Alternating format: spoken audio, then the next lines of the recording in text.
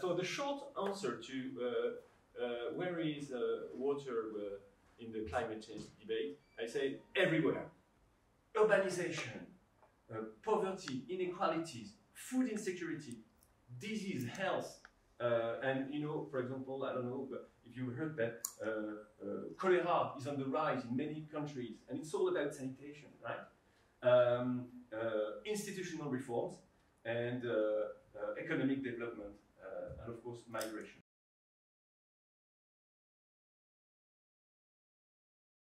So, you know, I did a PhD because I wanted to learn how to extract information from the data and improve the processes.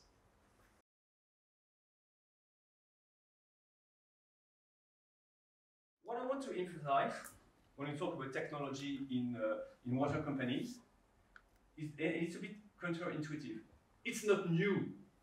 What is new, and just finishing on this, is that it means that now things are fully integrated and interconnected. And that changes everything, because it helps moving from a planned and reactive business to a more proactive and anticipating business.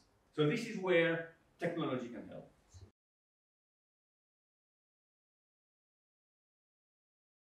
But then if you look at the low-income countries, which is kind of the topic of this discussion, there's as Guillaume said, there's a big problem with affordability and bill collection. So looking at that, I said, well, maybe in the low-income countries, or the countries that are at least not meeting the challenge, you need to look at a way to make money from the water. And so my idea is to extract, well, you can use the wastewater to make electricity, and you can have an energy-positive wastewater treatment plant, and then the treated water, let's say membrane filtered and UV sterilized water, can be sold for irrigation or industrial processes. So my idea is based on that. To the machine learning approach, so I think there are 4 main steps. You need to conceive the new plant, and then build a large pilot plant with intensive data acquisition capacity. This is normal for anything that's involving machine learning or data science. You need a lot of data. And then the idea to build a pilot plant means you can operate under a wide variety of the plausible operating conditions. This means the wastewater loads and the sizes and operating regimes of the different components. And then you collect a big swarm of data. And then use a black box modeling approach and machine learning methods to determine design and operation parameters and performance. It's by simulation. So you use the model based on the acquired data, and you run simulations, and you select the best conditions for the plant. I wanted to also just say that in this project, you can look at just the general standard methods from the machine learning toolbox, and especially I was looking at the artificial neural networks. So here you see artificial neural network, just a general description with the black box around the hidden layers of neurons.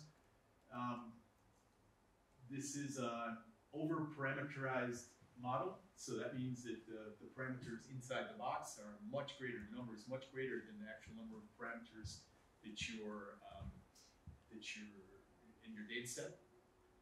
But this is not really original. This is the way that image classification software works. And this is something that's possible in recent years because of the increase in cheap computing power. The energy-positive wastewater treatment plant with resource recovery can be designed with, or will be designed with, machine learning methods. The replacement of the electromechanical processes with the system of biological process will result in greater than 50% reduction in construction operating costs, which I think that addresses a major problem, a major explanation of why things are not working so well in some countries. And then optimal integration of the bioprocesses will result in low maintenance requirements and high quality effluent, which means that optimal integration of bioprocesses makes it possible to just replace a lot of the electromechanical processes that are causing, that are one of the root causes of many of the problems